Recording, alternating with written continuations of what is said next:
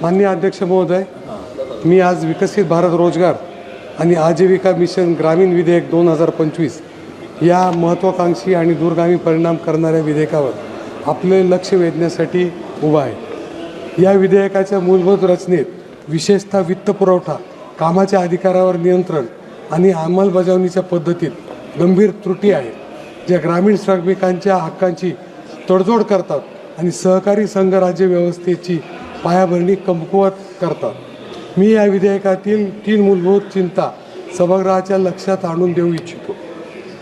1. मागणी आधारित हमी कमकुवत करणारी निर्धारित वाटप प्रणाली। माननीय अध्यक्ष महोदय, हा नवीन आराखडा केंद्र पुरस्कृत योजना म्हणून राबवला जाणार असून खर्चाचे प्रमाण केंद्र व राज्यामध्ये 60-40 असे विभागले जाईल। यामुळे रोजगाराच्या हक्क आधारित स्वरूप संपुष्टात येऊन तो बजेट नियंत्रित दायित्वाचा रूपांतरित होण्याची गंभीर शक्यता आहे। विधेयकातील कलम 22(4) नुसार केंद्र सरकार काही ठराविक वस्तुनिष्ठ निकषांच्या आधारे प्रत्येक आर्थिक वर्षासाठी राज्यनिहाय निर्धारित वाटप निश्चित करणार आहे।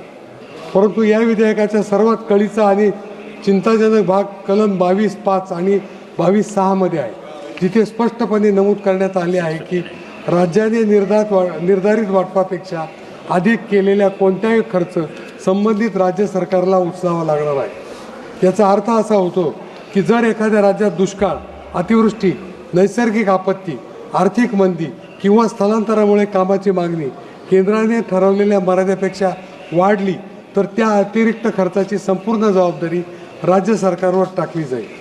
ही तरतूद रोजगार हमीच्या मूळ संकल्पनेलाच हरताळ फासणारी आहे। आर्थिक जोखीम राज्यावर ढकलल्यामुळे अनेक राज्ये वाढीव मागणी पूर्ण करण्याऐवजी कामाचे प्रमाण कृत्रिमरित्या मर्यादित ठेवण्यास भाग पडतील आणि त्याचा थेट फटका ग्रामीण कुटुंबांना बसेल। या व्यतिरिक्त जर पात्र अर्जदाराला 15 दिवसात काम मिळाले नाही तर बेरोजगारी भत्ता तसेच वेतन विलंबाची नुकसान भरपाई देण्याची जबाबदारीही पूर्णतः राज्य सरकारवर टाकण्यात आलेली आहे। हे विशेष अन्यायकारक आहे, कारण अनेक वेळा विलंबाचे कारण केंद्राने विकसित केलेल्या डिजिटल प्रणालीतील तांत्रिक त्रुटी असू शकतात। शिखर कृषी हंगामात कामावर अनिवार्य बंदी।